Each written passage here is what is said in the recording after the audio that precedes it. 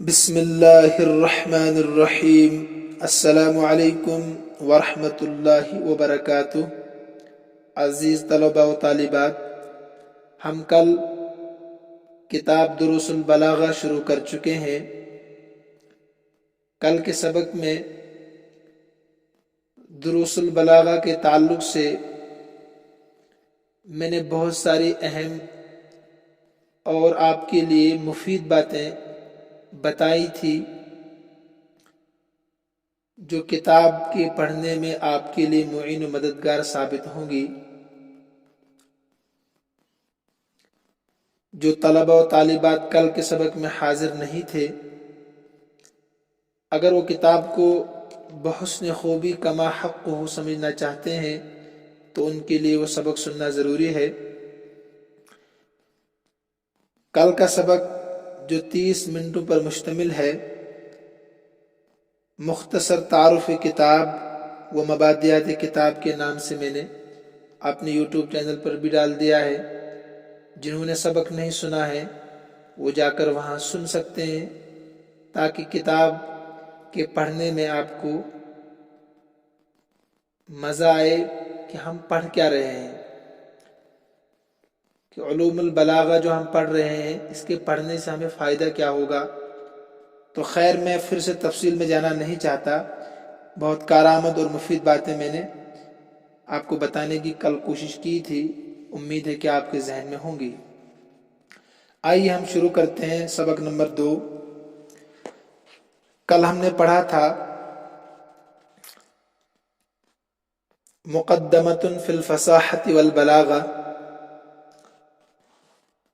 اس کے بعد ہم نے فصاحت کی لغوی اور اصطلاحی تعریف پڑھی تھی۔ میں پھر سے دوہرا دیتا ہوں مختصراً کہ فصاحت لغت میں کس کو کہتے ہیں؟ تنبع عن البیان والظہور،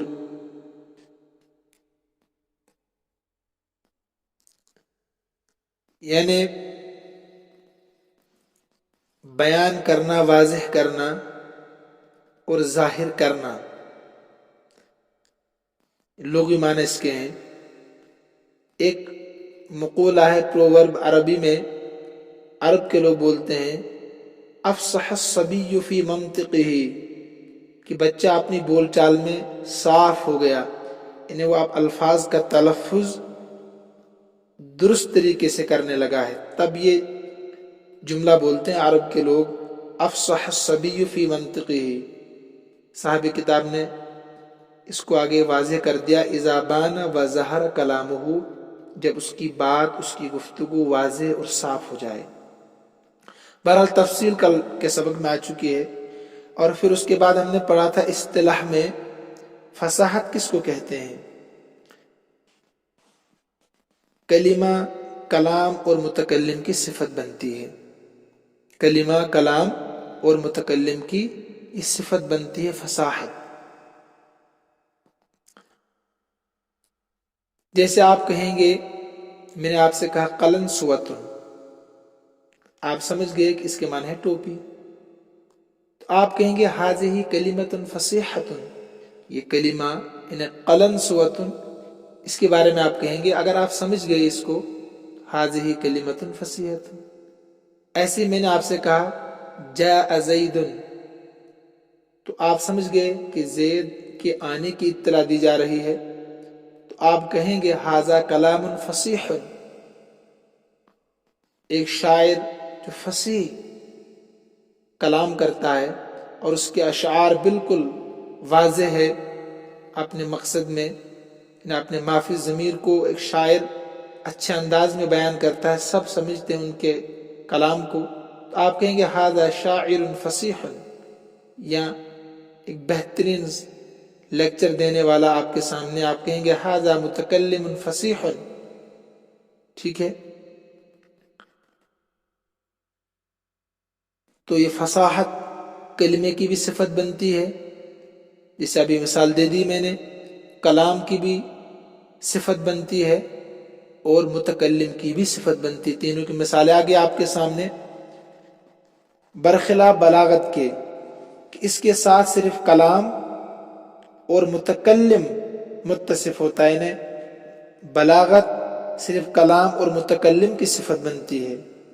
مثلا آپ کہہ سکتے ہیں ھذا کلام بلیغ، ٹھیک ہے، ھذا شاعر بلیغ، ھذا متکلم بلیغ، لیکن آپ نہیں کہہ سکتے ھذہ کلمۃ بلیغۃ۔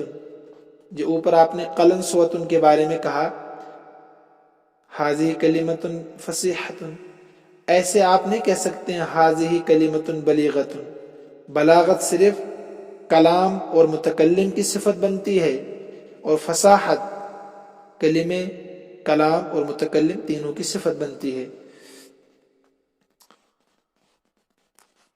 یہ تو اصطلاحی اور لغوی تعریف آپ کے سامنے آ گئی فصاحت کی۔ اب تفصیل کے ساتھ پہلے کلمے کو سمجھائیں گے، پھر کلام کو سمجھائیں گے، پھر متکلم کو سمجھائیں گے کہ کلمہ فصیح کب ہوگا، کلام فصیح کب ہوگا اور متکلم فصیح کب ہوگا۔ آئیے ہم شروع کرتے ہیں۔ فصاحت الکلمتی، کلمے کا فصیح ہونا، یعنی کلمہ فصیح کب ہوگا؟ سلامتها من تنافر الحروف و مخالفت القیاس والغرابہ، تین چیزوں سے جب کلمہ محفوظ ہوگا، تین چیزوں سے جب کلمہ خالی ہوگا تو وہ کلمہ فصیح کہلائے گا۔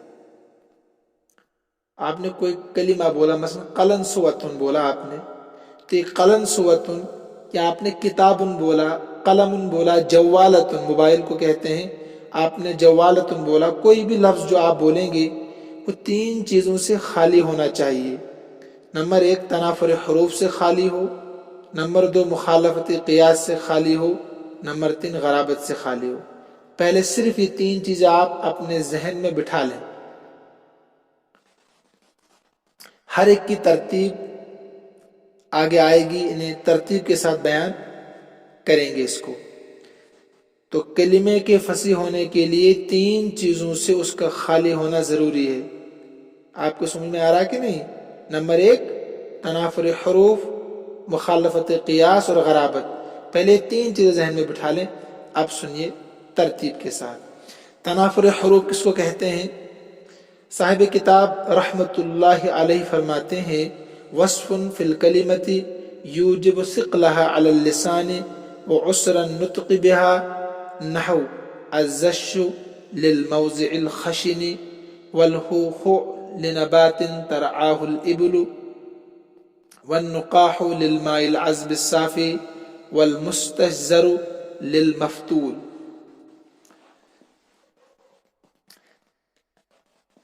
فصاحت کلمے کی تعریف کیا ہے؟ کہ کلمے کا تنافر حروف، مخالفت قیاس اور غرابت سے خالی ہونا ہے۔ غرابت سے کیا ہونا ہے؟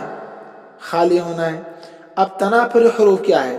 فتنافر الحروف، پس تنافر حروف وہ کلمہ ہے، فتنافر الحروف وصف فی الکلمۃ، وہ کلمے میں ایسا وصف ہونا ہے، وصف ایک ایسا وصف ہونا ہے کلمے میں، یوجب ثقلها علی اللسان، یوجب جو ثابت کرتا ہے، ثقلها اس کی دشواری کو، اس کے بھاری پن کو، ثقلہ اس کے بھاری پن کو، علی اللسان زبان پر۔ تنافر کس کو کہتے ہیں؟ وہ کلمے میں ایک ایسا وصف ہے جو ثابت کرتا ہے اس کے بھاری پن کو زبان پر، زبان پر بولنا اس کا دشوار ہوتا ہے، ٹھیک ہے۔ وہ عسر النطق بها، اور اس کے تلفظ کے دشوار ہونے کو ثابت کرتا ہے۔ عسر کے معنی دشوار، نطق کے معنی بولنا، اس کلمے کے تلفظ کو دشوار کرتا ہے۔ سمجھ میں آ رہا ترجمہ؟ یا اس کے تلفظ کی دشواری کو ثابت کرتا ہے، اس کے تلفظ کی دشواری کو ثابت کرتا ہے۔ یوجب یہاں بھی آئے گا معطوف علیہ، گویا کی عبارت ہے وَيُوجِبُ عُسْرَ النُّطْقِ بِهَا، تلفظ کی دشواری کو ثابت کرتا ہے اور اس کے بھاری پن کو زبان پر ثابت کرتا ہے۔ دو چیزیں۔ اب ایک تو اس کے بھاری پن کو زبان پر ثابت کرتا ہے، اس کے تلفظ کی دشواری کو ثابت کرتا ہے. اس کی مثالیں دی ہے صاحب کتاب نے. مثلا الزش، جو کھردری جگہ ہوتی ہے نا، یہ جگہ ہے کھردری، ہے نا، جانتے ہیں آپ. تو اس کو خشنن کہتے ہیں، سب جانتے ہیں خشنن کہتے ہیں اس کو. لیکن اس کے لیے ایک لفظ اور بھی ہے جس کو کہتے ہیں عربی میں زشن. دیکھیے خشنن کے مقابلے میں زشن، اس کا زبان پر لانا مشکل ہو رہا ہے نا. اس کو نام ہے یوجب ثقل علی اللسان، جس کو صاحب کتاب نے کہا کہ اس کا زبان پر لانا ہی مشکل ہو رہا ہے. زشن ہے نا. خشنن کے مقابلے میں اس کا زبان پر لانا دشوار ہے. زشن. دیکھیے بعض علاقے ایسے ہوتے ہیں ان کے لیے لفظ زو، یعنی زوئی کا تلفظ کرنا مشکل ہوتا ہے. یو پی میں کچھ علاقے ایسے ہیں شین تو بول ہی نہیں سکتے بیچارے، وہ شین کو سینی بولتے ہیں. خیر، تو ایک تو آ گیا کہ اس کا تلفظ زبان پر دشوار ہو اور اس کا لانا ہی دشوار ہو. نمبر دو، اس کے تلفظ کی دشواری. دونوں چیزیں اس میں ہیں. ایک تو زبان پر لانا مشکل ہو رہا ہے اور پھر اس کا تلفظ کرنا بھی دشوار ہو رہا ہے. کس کے مقابلے میں؟ خشن کے مقابلے میں.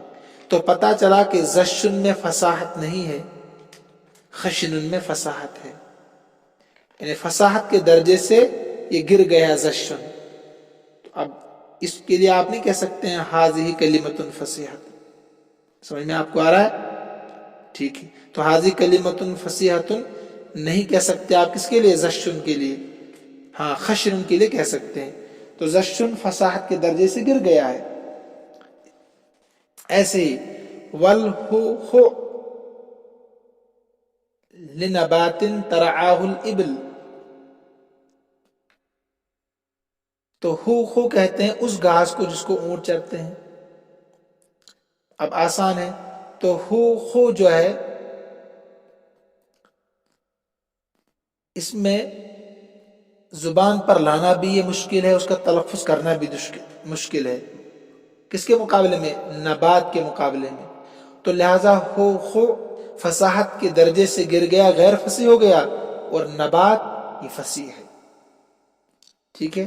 یعنی اس گھاس کو جس کو اونٹ چرتے ہیں اس کو نبات بھی کہتے ہیں، اس کو ہو بھی کہتے ہیں. لیکن دونوں کلموں میں فرق ہے. ہو میں ایک تو زبان پر لانا مشکل ہے، تلفظ کرنا مشکل ہے، تو لہذا ہو فصاحت کے درجے سے گر کر غیر فصیح ہو گیا. اور نبات اس کا تلفظ بھی آسان ہے، زبان پر لانا بھی آسان ہے، تو یہ فصیح ہے. تو اس میں تنافر پایا جا رہا ہے. ٹھیک. والنقاح للماء العذب الصافی، میٹھے اور صاف ستھرے پانی کو کہتے ہیں نقاح. تو اس میں بھی آپ یوں ہی سمجھ لیجئے کہ نقاح جو ہے یہ الماء العذب،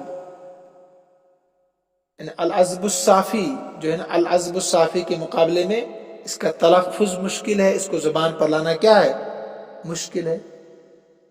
تو النقاح فصاحت کے درجے سے گر گیا، غیر فصیح ہو گیا، یعنی فصیح نہیں ہے. یعنی فصیح کلمہ نقاح نہیں ہے، العذب الصافی یہ فصیح ہے. ایسی المستجزر، المستجزر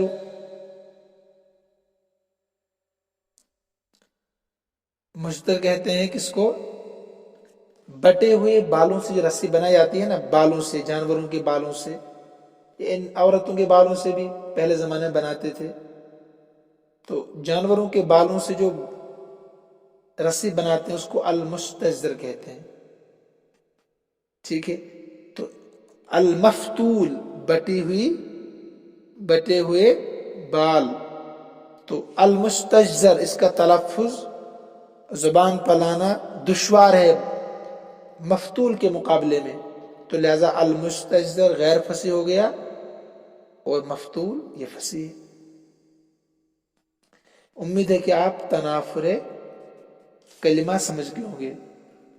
تعریف یاد رکھیے، وصف فی الکلمۃ یوجب ثقل علی اللسان وعسر النطق بها، اتنا یاد رکھنا ہے صرف آپ کو کہ وہ کلمے میں ایسا وصف ہے جو ثابت کرتا ہے زبان پر کلمے کے بھاری پن کو، کلمے کے بھاری پن کو، ثقلا ہا کا ترجمہ کر رہا ہوں، اور اس کے تلفظ کی دشواری کو۔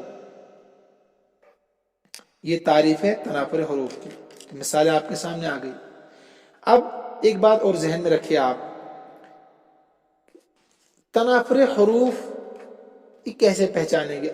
آپ سوچ رہے ہوں گے ہمیں تو لگتا نہیں کہ ہو خو مشکل ہے، یا نقاح مشکل ہے، یا المستجزر مشکل ہے نا؟ سوچ رہے ہوں گے نا آپ۔ دیکھیے میں بتاتا ہوں، اصل میں اس کی بہت ساری تعریفیں کی گئی ہے، لیکن علامہ ابن الاثیر سا سے اگر لکھیں تو سا سے لکھیں آپ، اپنی کتاب مثل السائر میں بیان کیا ہے۔ ان کی کتاب ہے مثل السائر، مثل السائر کہ ذوق سلیم اور طبع سلیم، یعنی انسان کے اندر یہ فطری چیز ہے، ذوق سلیم اچھا ذوق رکھنے والے، طبع سلیم فطری چیزیں، جس کلمے کو ذوق سلیم اور طبع سلیم، جس کلمے کے تلفظ کو مشکل سمجھیں اور اس کو دشوار قرار دیں تو وہ کلمہ متنافر ہوگا۔ تعریف یاد رکھیے، مثل السائر میں علامہ ابن الاثیر لکھتے ہیں کہ ذوق سلیم اور طبع سلیم انسان کے اندر فطری چیز ہے، جس کلمے کے تلفظ کو مشکل اور دشوار سمجھے کہ یہ مشکل ہے تو وہ کلمہ متنافر ہوگا، اور جس کو ذوق سلیم مشکل اور دشوار نہ سمجھے تو وہ غیر متنافر ہوگا۔ تو انہوں نے ان کلموں کو کیا سمجھا؟ ہو خو ہے، نقاح ہے، مستجزر ہے، تو ان کو کیا سمجھا؟ مشکل اور تلفظ کرنا بھاری سمجھا، ان کو کلمہ متنافر کہہ دیا۔ پھر چاہے یہ تنافر مخارج کی وجہ سے ہے، قریب المخارج کی وجہ سے ہو یا بعید المخارج کی وجہ سے ہو یا کسی اور وجہ سے ہو، تو لیکن ذوق سلیم اور طبع سلیم جس کو مشکل اور دشوار قرار دے وہ کلمہ متنافر ہوگا۔ اس کے بعد ہے مخالفت قیاس۔ کون الکلمت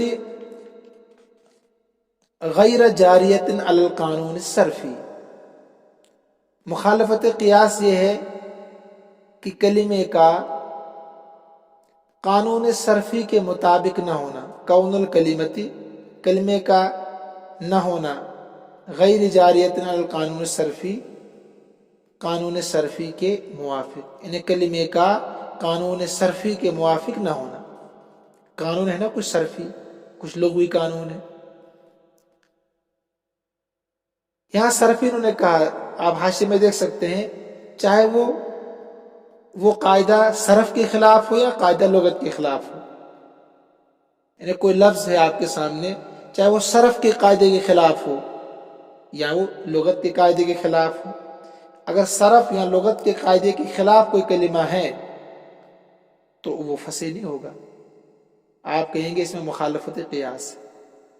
تو مخالفت قیاس کس کو کہتے ہیں؟ کوئی بھی کلمہ اگر آپ کے سامنے ہے لیکن وہ صرف کے قاعدے کے خلاف ہے یا لغت کے قاعدے کے خلاف ہے تو وہ فصیح نہیں رہے گا، فصاحت کے درجے سے گر جائے گا، غیر فصیح ہوگا، اسی کا نام ہے مخالفت قیاس۔ مثلا الحمد للہ العلی الاجلل،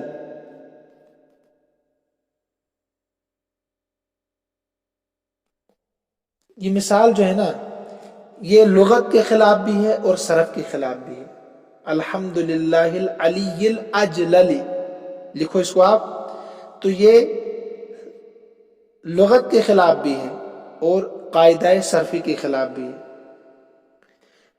لغت کے خلاف کیوں ہے؟ کہ واضعین نے ڈکشنری، اہل زبان والے، ڈکشنری لکھنے والے اس کو اجل ادغام کے ساتھ پڑھتے ہیں، اجل پڑھتے ہیں اس کو، یعنی ان سے ایسے ہی ثابت ہے. واضعین لغت اہل زبان سے اس کا تلفظ اجل ہے، اجلل نہیں، یا اجل ہے. بغیر ادغام کے ثابت نہیں ہے، ان سے ادغام کے ساتھ ثابت ہے. اور قاعدہ صرفی کے خلاف کیوں ہے؟ صرف کا قاعدہ آپ نے پڑھا بارہا، جب دو حرف ایک جنس کے جمع ہوں، دو حرف ایک جنس کے جمع ہوں تو ان میں ادغام کیا جاتا ہے. کیا کیا جاتا ہے؟ ادغام. حالانکہ جو مثال ہے تو اس میں بغیر ادغام کے استعمال کیا گیا، اجللی کہا گیا ہے. تو سمجھ گئے نا آپ. واضعین یعنی لغت کے خلاف اس لیے ہے کہ واضعین لغت سے اجل ہم نے سنا ہے ادغام کے ساتھ، بغیر ادغام کے نہیں سنا آج تک. اور صرف کے قاعدے کے خلاف کیوں ہے؟ کہ صرف کا مشہور قاعدہ ہے جب دو حرف ایک جنس کے جمع ہوں تو ان میں ادغام کیا جاتا ہے، حالانکہ یہاں پر بغیر ادغام کے اجللی ہے. تو اس میں آپ کہیں گے مخالفت قیاس ہے. مخالفت قیاس کیوں ہے؟ کوئی پوچھے آپ سے تو آپ جواب دیں گے کہ یہاں لغت کے خلاف بھی ہے اور قاعدہ صرفی کے خلاف بھی استعمال ہو رہا ہے. ٹھیک ہے. اب مثالوں کے ساتھ سمجھے. ابھی تعریف ہو گئی. کجمع بوق علی بوقات فی قول المتنبی، جیسے کہ لفظ بوق کی جمع کجمع بوقن، بوقن کی جمع بوقاتن کے وزن پر ہے. فی قول المتنبی، متنبی کے شعر میں، متنبی کے شعر میں. شعر کیا ہے؟ فَإِن يَكُ بَعْضُ النَّاسِ سَيْفًا لِدَوْلَةٍ فَفِي النَّاسِ بُوقَاتٌ لَهَا وَطَبُولٌ. پہلا الفاظ دیکھیے اس میں. الفاظ بوک کس کو کہتے ہیں؟ بمانا بغل، اس کو بگل بھی پڑھتے ہیں بغل بھی پڑھتے ہیں. ایک جنگی باجا ہے، یہ اس کو بجا کر لوگ جمع ہو جاتے ہیں، اس کو بوقن کہتے ہیں. اور طبول یہ جمع ہے طبلن کی، بمانا ڈھول. ڈھول تو آپ جانتے ہیں نا. وہ کہتے ہیں بگل بغل، ایک جنگی باجا جس کو بجاتے ہیں جنگ میں اور لوگ جمع ہوتے تھے پہلے زمانے میں. اب ترجمہ سنیے. ترجمہ اس کے بہت سارے ہو سکتے ہیں، لیکن جو ترجمہ میں سمجھتا ہوں کہ بہتر ہے وہ سمجھیے آپ، اسی کو لکھیے آپ، نوٹ کیجیے. فَإِن يَكُ بَعْضُ النَّاسِ سَيْفًا لِدَوْلَةٍ فَفِي النَّاسِ بُوقَاتٌ لَهَا وَطَبُولٌ. اگر کوئی شخص فَإِن يَكُ اگر ہو بعض الناس کوئی شخص سیفاً لدولتن کسی حکومت کے لیے تلوار کے درجے میں لفظی ترجمہ کرا رہا ہوں. پس اگر کوئی شخص کسی حکومت کے لیے تلوار کے درجے میں ہو، فَفِي النَّاسِ بُوقَاتٌ لَهَا وَطَبُولٌ تو بعض لوگ اس کے لیے بگل اور ڈھول کے درجے میں ہیں، بگل اور ڈھول کے درجے میں ہیں. فَفِي النَّاسِ تو بعض لوگ بوقات لہا اس حکومت کے لیے بگل کے درجے میں، و طبول اور ڈھول کے درجے میں. تو ترجمہ ہو گیا، نوٹ کیا آپ نے. اس میں قاعدہ صرفی کے خلاف کیا ہوا؟ اصل میں یہ شعر ہے متنبی کا. ان کا نام کیا تھا؟ ابو طیب احمد بن حسین. امتحان میں آتے ہیں جب آپ آگے ایم اے کے لیے انٹرنس دیں گے، وہاں ایسی چیز آتی ہے کہ متنبی کا نام کیا تھا. 4 آپشن آپ کے پاس ہوں گے، ذہن میں رکھیے. تو ابو طیب احمد بن حسین متنبی کا اصل نام تھا. تو یہ سیف الدولہ جو دمشق کا بادشاہ تھا، اس کی تعریف میں یہ اشعار کہہ رہا ہے. بہت سارے اشعار تھے، ان میں ایک شعر یہ بھی ہے، ان میں سے ایک شعر یہ بھی ہے. وہ یہ کہنا چاہتا ہے کہ آپ تو اپنی حکومت کے لیے گویا کہ تلوار ہے. تلوار کیا کرتی ہے؟ حفاظت کرتی ہے. یعنی جب آپ بادشاہ بنے تو اپنی حکومت کی حفاظت آپ خود کرتے ہیں، ٹھیک ہے، تلوار کے درجے میں ہے. لیکن جو باقی بادشاہ ہے نا، وہ بگل اور ڈھول کے درجے میں ہے کہ وہ اپنی حفاظت کے لیے رعایا کا استعمال کرتے ہیں، حکومت کی حفاظت کے لیے فوج کا استعمال کرتے ہیں. سمجھ رہے ہیں؟ مطلب ہے کہ آپ اپنی حکومت کے لیے خود تلوار ہے، کہ آپ کو فوج کی ضرورت نہیں ہے، رعایا کی ضرورت نہیں، آپ خود رعایا کی حفاظت کرتے ہیں، حکومت کی حفاظت کرتے ہیں۔ آپ کے علاوہ جتنے بھی بادشاہ ہے وہ گویا کہ اپنی حکومت کے لیے بگل اور ڈھول کے درجے میں ہے، جسے ان کو بجا کر فوج جمع ہو جاتی ہے۔ ایسے ہی آپ اپنی حفاظت کے لیے، اپنی حکومت کی حفاظت کے لیے فوج کا استعمال کرتے ہیں، اپنے آپ کو بجاتے ہو ڈھول کی طرح تو پھر لوگ جمع ہوتے ہیں، کیا ہو گیا، حکومت بچاؤ ورنہ حکومت گر جائے گی۔ فوج کو بلاتے ہیں اپنے آپ کو بجا کر کہ میری حکومت کو بچاؤ، تو خود وہ کسی لائق نہیں ہے۔ تو مطلب تھا شعر کا۔ اس میں آپ کو اتنا سمجھنا ہے کہ اس میں جو لفظ ہے نا بو قاتن،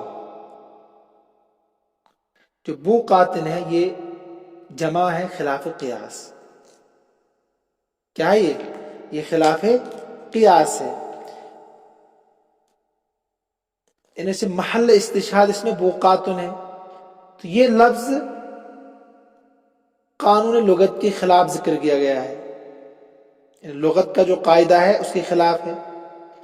قاعدہ کیا ہے کہ بوقن کی جمع آنی چاہیے تھی جمع قلت ابواقن، کیا آنی چاہیے تھی، ابواقن، افعال کے وزن پر مشہور ہے نا جمع قلت افعال، ابواقن آنی چاہیے تھی، اور جمع کثرت کیا ہے، بوائق۔ متنبی نے جو بوقن کی جمع بوقاتن اپنے شعر میں ذکر کی ہے یہ قاعدے کے خلاف، اتنا یاد رکھنا آپ کو، اس میں مخالفت قیاس پایا جا رہا ہے، لہذا یہ شعر جو ہے درجہ فصاحت سے گر کر غیر فصیح ہو گیا۔ محل استشہاد صرف بوقاتن شعر میں کہ متنبی نے جو اپنے شعر میں بوقاتن استعمال کیا ہے یہ قاعدے کے خلاف ہے۔ قاعدہ کیا ہے کہ ابواق افعال کے وزن پر آنی چاہیے تھی نہ کہ بوقاتن، تو لہذا اس میں مخالفت قیاس پایا گیا، تو یہ شعر درجہ فصاحت سے گر کر غیر فصیح ہو گیا۔ ٹھیک ہے، آگے صاحب کتاب خود فرماتے اذ القیاس فی جمعہ للقلت ابواق، اس لیے کہ قاعدہ تھا اس کی جمع قلت ابواق ہونی چاہیے، صفحہ نمبر 14 کے آخر میں۔ ایسے ایک مثال اور سمجھا رہے ہیں، وَكَمَوْدَدَةٍ فِي قَوْلِهِ، جیسے کہ لفظ موددہ اس کے شعر میں، یہ بھی متنبی کا شعر ہے، مخالفت قیاس کی دوسری مثال پیش کر رہے ہیں متنبی کے شعر کو ہی دلیل بنا کر۔ متنبی کہتا ان بنی للئام زہد مالی فی صدورہم من موددہ، الفاظ سمجھے پہلے، بنی یہ ابن کی جمع ہے، اصل میں حالت نسبی میں بنی نہ تھا، بنی نہ، تو یا متکلم کی طرف اضافت کی وجہ سے جسے جمع کا نون گر جاتا ہے ایسی، جس تسنیہ کا نون گرتا ہے ایسی جمع کا نون بھی گرتا ہے، ٹھیک ہے، تو پھر یا کو یا میں کیا کر دیا، ادغام کر دیا۔ للئام یہ جمع ہے لئیم کی بمعنی کمینہ نکما انسان، اس میں جو لام پہلا یہ لام تاکید کا ہے، اور زہدتن جمع ہے زاہد کی بمعنی بے رغبتی کرنے والا بے ذوق انسان، ٹھیک ہے، اور صدور جمع ہے صدر کی بمعنی سینہ اور دل، یہ تو آپ سمجھتے ہیں۔ اب ترجمہ دیکھیے، ان بنی للئام زہد مالی فی صدورہم من موددہ، جو الفاظ ہے اسی کے مطابق آپ دیکھیے۔ شاعر کہتا ہے بے شک میرے بیٹے بالکل نکمے اور بے ذوق ہے، میرے بیٹے بالکل نکمے اور بے ذوق ہے، میری محبت ان کے سینوں میں ذرہ برابر بھی نہیں ہے، مالی فی صدورہم نہیں ہے میری محبت فی صدورہم ان کے دلوں میں ذرہ برابر بھی، میرے بیٹے کمینے اور بے ذوق ہے، میری محبت ان کے سینوں میں بالکل بھی نہیں ہے۔ اس میں کیا ہوا ہے، تو اس میں اصل میں موددہ جو اور بتایا نا میں نے آپ کو کہ ادغام اجلل جو سمجھے آپ کو، اسی طریقے سے یہاں سمجھے آپ کہ اصل میں تھا موددتن، کہ جب دو حرف ایک جنس کی جمع ہو جائیں تو ان کا آپس میں ادغام کر دیا جاتا ہے، مودتن کے بجائے کیا پڑھتا ہے شاعر؟ موددہ. تو یہ خلاف قیاس ہے. آپ کہیں گے یہ فصاحت کے درجے سے گر کر غیر فصیح ہو گیا. ٹھیک ہے، یہاں محل استشہاد صرف موددہ لفظ ہے کہ اصل میں موددتن ہونا چاہیے تھا. سمجھ میں آپ کے آ رہا کہ نہیں؟ آسان ہے. والقیاس مودتن بالادغام، اور قیاس کا تقاضا یعنی اصول قانون کا تقاضا یہ صرفی قانون کا اور لغوی قانون کا بھی کہ مودتن ہونا چاہیے تھا ادغام کے ساتھ، یعنی ایک دال کو دوسرے دال میں ادغام کر کے اس کو پڑھنا تھا مودتن. والغرابت، غرابت کیا ہے؟ کون الکلمت غیر ظاہرۃ المعنی نحو تکعکع بمعنی اجتمع و افرنقع بمعنی انصرف و اتلخم بمعنی اشتد. یہ بالکل آسان ہے. غرابت کس کو کہتے ہیں؟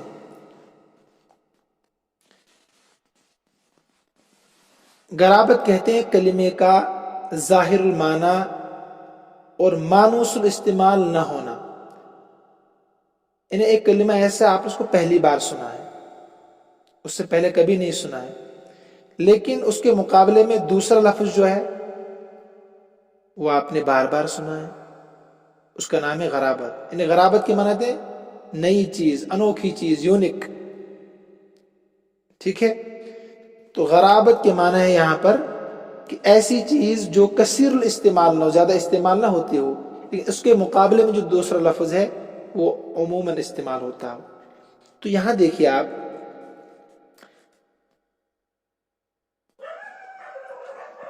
یہ ایک عیسیٰ بن عمرو نحوی ایک مرتبہ اپنی سواری سے گر گئے. عیسیٰ بن عمرو نحوی اپنی سواری سے گر گئے تو لوگ دیکھ رہے تھے تو بھاگتے ان کے پاس گئے، اس کے پاس جمع ہو گئے. جیسے آپ جمع ہوتے ہیں، کوئی مہمان آتا ہے تو آپ ارد گرد جمع ہوتے کہ نہیں؟ حالانکہ یہ ایک ایب نارمل انسان محسوس ہوتا ہے کہ ایک ساتھ آپ جمع ہو جاتے ہیں. ایسا نہیں کرنا چاہیے. مہمان آئے تو آپ اپنے کام سے کام رکھیے. تو لوگ جمع ہو گئے اس کے ارد گرد. ان کا نام تھا عیسیٰ بن عمرو نحوی، مشہور تھے یہ. تو انہوں نے ایک کلام اس وقت کیا. مشہور تھے، نحوی تھے، ادیب بھی تھے. تو انہوں نے کہا ما لکم تکعکعتم. الفاظ سنیے، ما لکم تکعکعتم علیہ کتکعکعکم کتکعکعکم علی ذی جنۃ افرنقعوا عنی علی ذی جنۃ افرنقعوا عنی. کہ تمہیں کیا ہو گیا ہے کہ تم مجھ پر اس طرح جمع ہو گئے ہو جیسے تم کسی مجنون پر جمع ہوتے ہو. افرنقعوا عنی، میرے پاس سے دور ہو جاؤ. آپ اس کو لکھنا چاہتے لکھیں، ما لکم تکعکعتم علیہ کتکعکعکم علی ذی جنۃ افرنقعوا عنی. تمہیں کیا ہو گیا ہے، تم مجھ پر اس طرح جمع ہو گئے ہو جیسے تم کسی مجنون پر جمع ہوتے ہو، میرے پاس سے دور ہو جاؤ. اب دیکھیے یہاں تکعکع اجتماع کے معنی میں لیا گیا ہے، لیکن یہ تکعکع کو استعمال کرتا ہی نہیں اس زمانے میں بھی اور اس زمانے میں بھی نہیں کرتے تھے. لیکن وہ ادیب تھا، اس کو پتا تھا کہ اجتماع کے لیے ایک لفظ تکعکع بھی آتا ہے.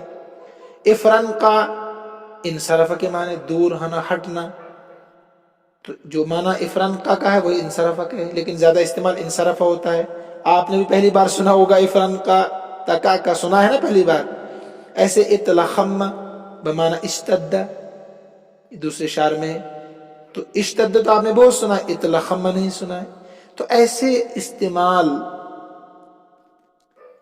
الفاظ کیے جائیں کہ جو آپ نے نہیں سنے ہیں اور نہ کثیر الاستعمال ہے، ان کے مقابلے میں جو دوسرے الفاظ ہیں وہ کثیر الاستعمال ہے. تو اب جو نئے الفاظ ہیں نا جن کے معنی آپ نہیں جانتے، پہلی بار سنا، تو آپ کہیں گے اس میں غرابت ہے. جب غرابت اس میں ہوگی تو وہ فصاحت کے درجے سے گر کر غیر فصیح ہو جائے گا. آپ اس کے لیے نہیں کہہ سکتے ہیں حاذی کلمۃ فصیحۃ. تکعکع، افرنقع، اتلخم، یہ تین حرف جو آپ کے سامنے ہیں یہ فصیح نہیں ہے. کیوں فصیح نہیں ہے؟ آپ کہیں گے ان میں غرابت ہے. کیا ان میں غرابت ہے؟ جب غرابت ہے تو یہ فصیح نہیں رہے. ان کے لیے آپ حاذی کلمۃ فصیحۃ نہیں کہہ سکتے. ہاں اجتماع کے لیے کہہ سکتے ہیں، انصرف کے لیے کہہ سکتے ہیں، اشتد کے لیے کہہ سکتے ہیں حاضی کلمۃ فصیحۃ۔ کیوں؟ اس لیے کہ ظاہر المعنی ہے، سب کو سمجھ میں آتے ہیں، ڈکشنری اٹھانے کی ضرورت نہیں۔ ٹھیک ہے، لہذا آپ کے سامنے آج صرف فصاحت الکلمہ، کلمہ فصیح کب ہوگا یہ ہم نے پڑھا کہ کلمہ فصیح خلاصے کے طور بتاتا ہوں کہ کلمہ فصیح ہوگا جب وہ تنافر حروف، مخالفت قیاس اور غرابت سے خالی، یعنی تین چیزوں سے اگر کلمہ خالی ہے تو آپ اس کے لیے کہیں گے حاضی کلمۃ فصیحۃ۔ اور تنافر حروف کی تعریف بھی آ گئی، مخالفت قیاس کی بھی تعریف آ گئی، اس میں قانون لغوی کا بھی خیال رکھنا ہے آپ کو، قانون صرفی کا بھی خیال رکھنا ہے، اور غرابت بھی آپ کے سامنے آ گئی۔ تینوں چیزوں کو آپ ذہن نشین کر لیں۔ انشاءاللہ کل ہم فصاحت الکلام پڑھیں گے۔ اللہ ہم سب کا حامی و ناصر ہو، اللہ ہم سب کو اپنے امن و امان میں رکھے، اپنی حفاظت میں رکھے۔ ھذا من عندی واللہ اعلم واحکم واتم وما توفیقی الا باللہ علیہ توکلت والیہ انیب۔ السلام علیکم ورحمۃ اللہ وبرکاتہ۔